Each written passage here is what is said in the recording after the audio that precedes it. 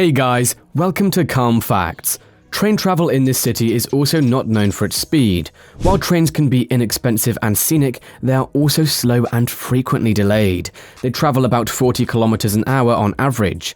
A train ride from Bangkok to Chiang Mai takes 12 hours, about 3 hours longer than the average road trip, depending on traffic. But all of that is about to change. A new high-level railway is being built that will transport people and goods more than 6 times faster than current trains. It will also connect China's massive rail network, which has the potential to revolutionize trade and spur growth across the continent. However, economic downturns, contract negotiations, and difficult landscapes have conspired to derail the scheme on multiple occasions, and some are skeptical that they will ever be able to get things back on track. If you are new here, click on the subscribe button and press the bell icon to get instant notification of the latest videos. The $67 billion high-speed railway project in China is a massive infrastructure undertaking that has the potential to transform the country and the region. The project, officially called the China-Laos-Thailand Railway, is a high-speed rail line connecting the 3 countries and stretching over 1,000 miles. The railway will connect the Chinese city of Kunming with Vientiane, the capital of Laos, and Bangkok, the capital of Thailand. The railway is expected to reduce travel times between the 3 cities to just a few hours, making it much easier for people and goods to move around. Thailand doesn't like to say no to China. They're a very big, important neighbor, an important trading partner.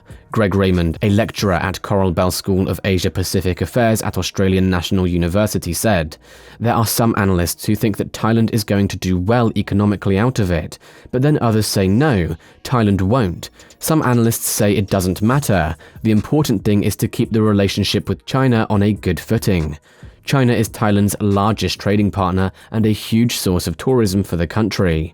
While it isn't putting as much money into the new railway as was initially agreed, it's still involved in supplying equipment and systems. And as you may recall, the country is pretty good at building high-speed rail. The railway is part of China's Belt and Road Initiative, a massive infrastructure project aiming to connect Asia, Europe, and Africa through a rail, road, and sea network. The initiative is considered one of the most significant infrastructure projects in history and is expected to impact the global economy significantly. The railway is also a key component of China's efforts to expand its influence in Southeast Asia and counterbalance the United States' influence in the region. The railway project is expected to have a number of benefits for China, Laos, and Thailand. First and foremost, it will greatly improve transportation infrastructure in the region, making it much easier for people and goods to move around. This will likely lead to increased trade and investment, as well as more opportunities for tourism. Additionally, the railway will help reduce congestion on roads and airports, improving overall transportation efficiency. The railway is also expected to have a positive impact on the environment. High-speed rail is considered a more sustainable form of transportation than cars or airplanes, as it produces significantly less greenhouse gas emissions.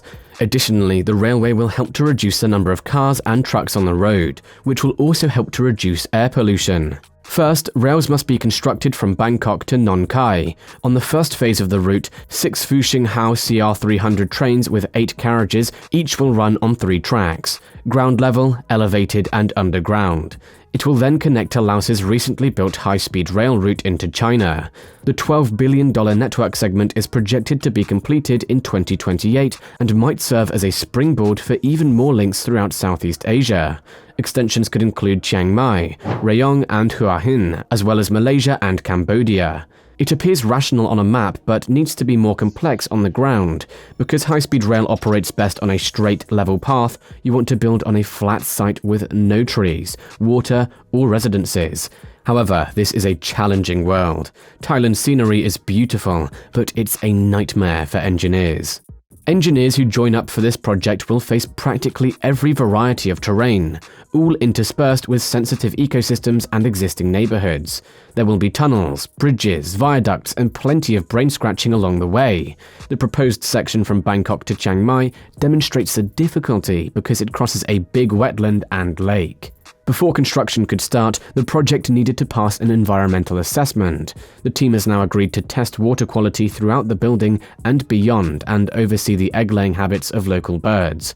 But wildlife isn't the only community being impacted. In the Nakhon Ratchasima link to Nong Khai, around 700 households will have to move into government housing to make way for the new high-speed rail tracks. Now, this all takes a lot of time, money, and coordination to get done. The first phase, divided into 14 contracts, is behind schedule, with it being only 15% complete as of late 2022. While environmental and neighborhood challenges have certainly created obstacles for Thailand, the government agency attributes delays to the pandemic, land acquisitions, and relocating public utility lines around the site. Phase 1 is supposed to be done by 2026, but that's looking like more and more of a distant goal. And while the project promises to yield benefits for both countries by bringing more opportunities for trade and tourism, it's no guarantee. Rail isn't the primary form of transportation in Thailand. It accounts for just 20% of passenger traffic and 2% of the cargo. One of the biggest concerns is the project's cost, estimated to be around $67 billion. This is a significant amount of money, and there are concerns that the project may need to be financially viable. Additionally, there are concerns about the project's environmental impact, particularly on forests and wildlife. Another concern is the potential for construction delays. The railway will pass through some of the most remote and mountainous regions of China, Laos, and Thailand, making construction difficult.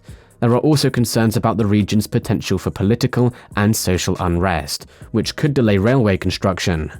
What we don't know is how popular the high-speed rail project will be once it's completed, Raymond explained. Thailand's citizens, particularly those in Bangkok, have embraced the public transit networks that have been put in place during the last 2 decades.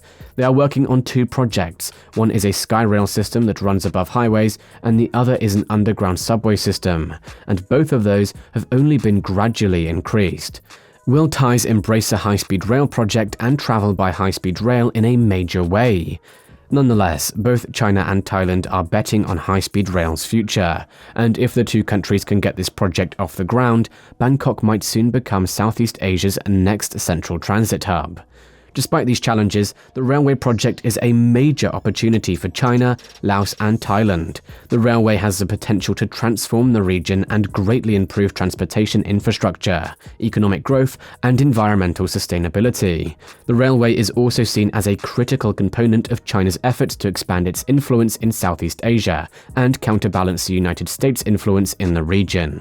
I hope you will get exciting and valuable information from this video. You guys are all truly amazing, and I appreciate every last one of you watching. I mean that, and I hope that you have a beautiful rest of your day. Do subscribe to the channel, like the video, and share your thoughts and questions in the comment section. And as always, I will see you again very soon.